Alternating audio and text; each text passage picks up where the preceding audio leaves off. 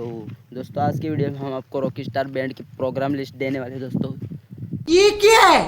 Programme से तो आपको आगे ही वीडियो में पता चल जाएगा दोस्तों, तो वीडियो में बने रहिए।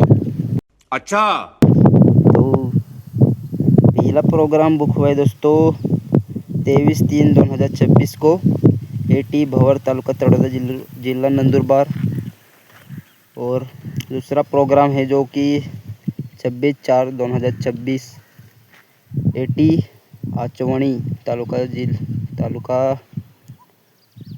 कौन सा है दोस्तों, तालुका तो नहीं दिया है पर जिला नवसारी है, तो आप जा सकते हैं दोस्तों। और तीसरा प्रोग्राम जो है कि 29/4/2026 एटी रंजनपुर तालुका तड़ोदा जिला नंदुरबार। तो ये थे दोस्तों आज के 3 प्रोग्राम्स जो कि मैंने आपको बता दिए दोस्तों। तो वीडियो को लाइक और चैनल को सब्सक्राइब कर दे दोस्तों ऐसे ही वीडियोस देखने के लिए। तो आज के लिए बस इतना ही दोस्तों, मिलते हैं नेक्स्ट वीडियो में, तब तक के लिए बाय दोस्तों।